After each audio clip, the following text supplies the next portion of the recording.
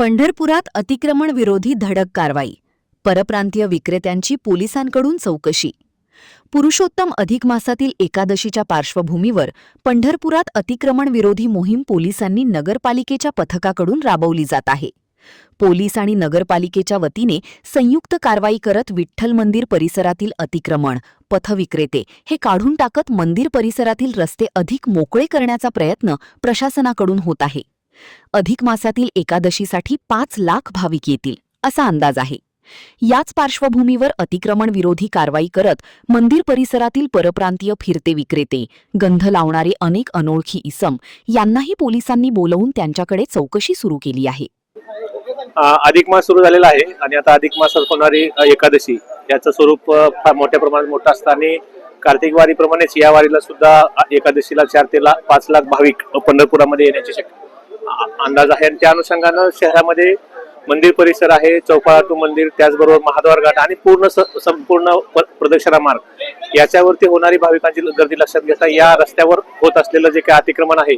रस्त्यावर होत असलेला व्यवसाय किंवा रस्त्यावरती जास्त प्रमाणात असणारे फेरीधारक यांच्यामुळं वारकऱ्यांना होत असलेला त्रास पाहता आम्ही आजपासून या मुख्य रस्त्यावरती प्रदक्षिणा मार्ग आणि मंदिर परिसरामध्ये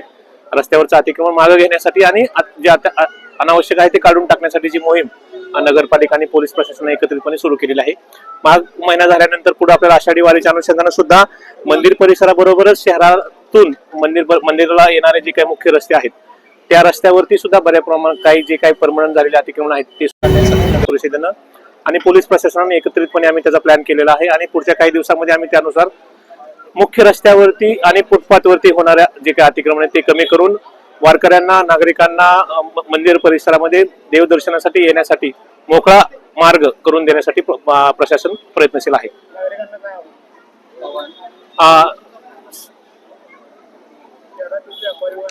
शहरातील व्यापारी बांधवांना आणि व्यावसायिकांना असं आवाहन आहे की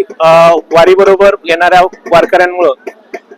व्यावसायिकांचा व्यवसाय होणं आवश्यक आहे, परंतु व्यवसाय होत असताना सर्व व्यावसायिक आहेत, फेरीवाले आहेत, त्यांनी त्यांचा व्यवसाय होत असताना रस्त्यावरती रहदारीला अडथळा येणार नाही आणि रस्ते ब्लॉक होणार नाहीत या अनुषंगाने आपला व्यवसाय करावा, जेणेकरून रस्ते मोकळा श्वास घेतील। गेल्या 2-3 दिवसापासून शहरामध्ये